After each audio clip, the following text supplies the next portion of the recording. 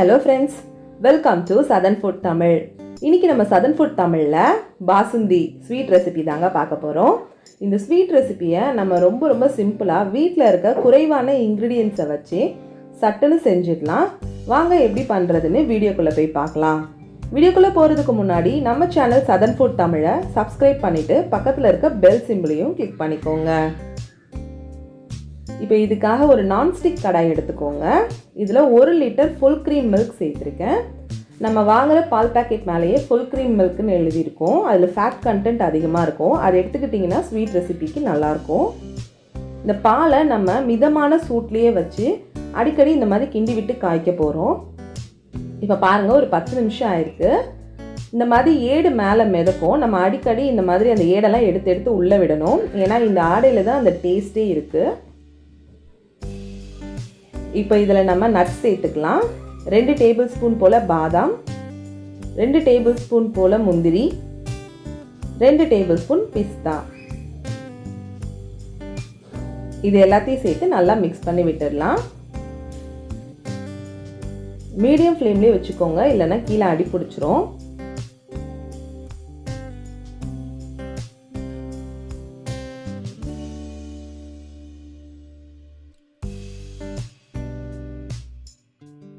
பாருங்க, ஒரு 20 நிமிஷம் ஆகியிருக்கு. இதில் நம்ம இப்போ சர்க்கரை சேர்த்துக்கலாம். நான் வந்து ஒரு 1/2 கப் சர்க்கரை சேர்த்துருக்கேன். உங்கள் இனிப்புக்கு ஏற்ற மாதிரி சர்க்கரையோட அளவை கூட்டி இல்லை குறைச்சிக்கோங்க. சேர்த்துட்டு நல்லா மிக்ஸ் பண்ணி விட்டுருங்க. இந்த பால் நல்லா ஒரு கால்வாசியாக வந்து கெட்டி ஆகணும். அப்போ தான் வந்து ஸ்வீட் ரெசிபி ரொம்ப டேஸ்ட்டாக இருக்கும். அடிக்கடி இந்த மாதிரி ஏடை மேலே எடுத்து விடுங்க. இப்போ பாருங்கள், ஒரு 30 நிமிஷம் ஆயிடுச்சு. நான்ஸ்டிக் பேன் யூஸ் பண்ணிங்கன்னா ரொம்ப ஈஸியாக இருக்கும் ஸ்வீட் செய்ய. இப்போ இதில் ஒரு 1/2 டீஸ்பூன் போல் ஏலக்காய் தூள் சேர்த்துக்கிறேன். இன்னும் ஒரு 5 நிமிஷத்துக்கு அப்புறம் நம்ம ஃப்ளேம் ஆஃப் பண்ணிடலாம்.